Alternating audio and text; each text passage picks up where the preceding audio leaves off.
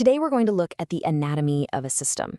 And I mean a system, not something that happened by accident, but a machine of control that was deliberately designed, built, and maintained for decades in the American South.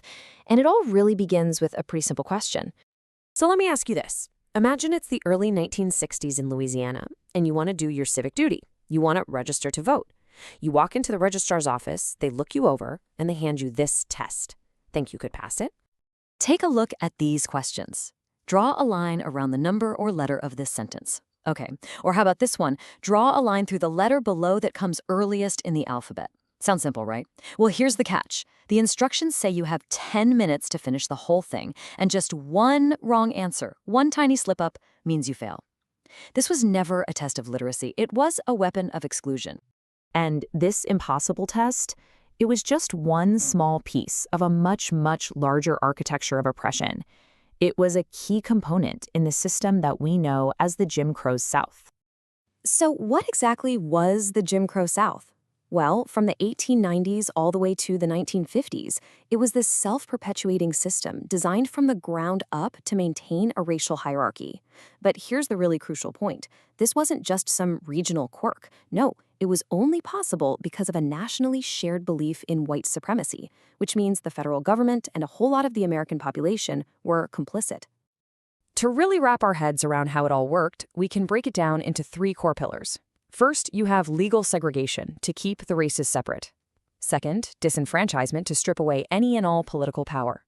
And third, terror and control to enforce the whole thing. These three pillars work together to create a total system of control. So let's look at each one. First up, Pillar 1, legal segregation. And we're not just talking about social customs here. We're talking about writing racial separation directly into the law, governing pretty much every aspect of public and private life you can imagine. The legal foundation for all of this was cemented back in 1896 with the Supreme Court case Plessy v. Ferguson. This ruling established the doctrine of separate but equal, and that basically gave a constitutional green light to segregation all across the country. But you have to ask, how equal were these separate accommodations, really? And this says it all, doesn't it? On one side, you see schools and buses for white citizens. They're funded, they're maintained, they're modern. And then, on the other, you see the facilities for black citizens, often run down, underfunded, sometimes they barely existed at all.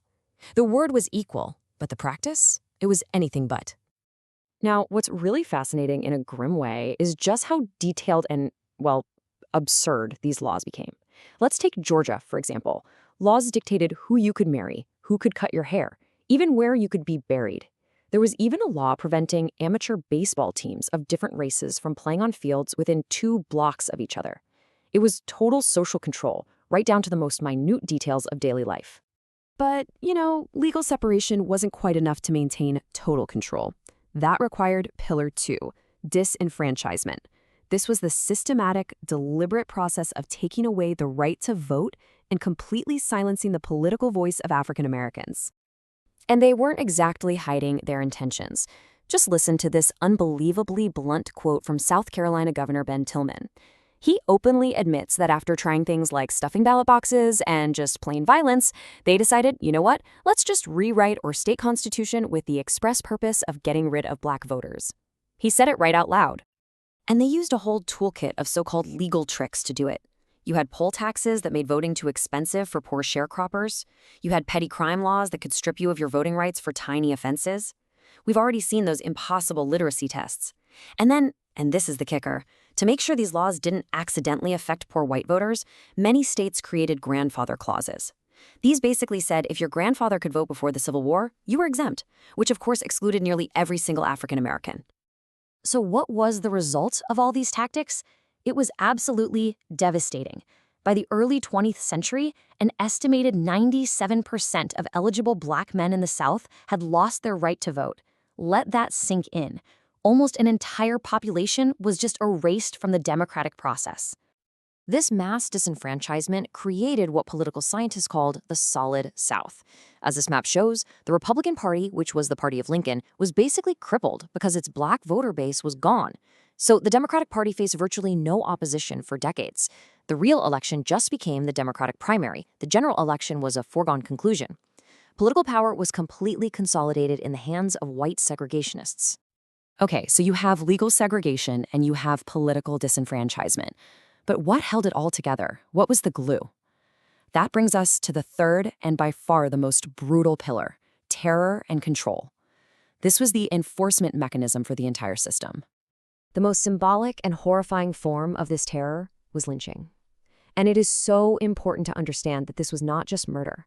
It was the public execution of a person, almost always a black man, by a mob, with no trial, no judge, no jury.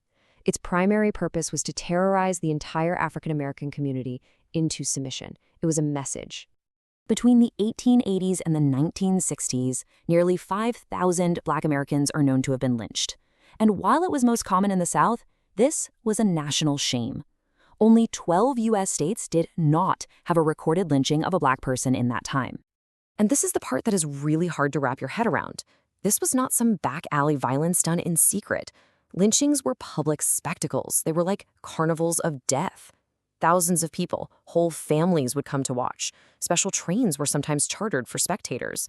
Victims were brutally tortured, and people in the crowd would take photographs to be turned into postcards, or even collect body parts as souvenirs.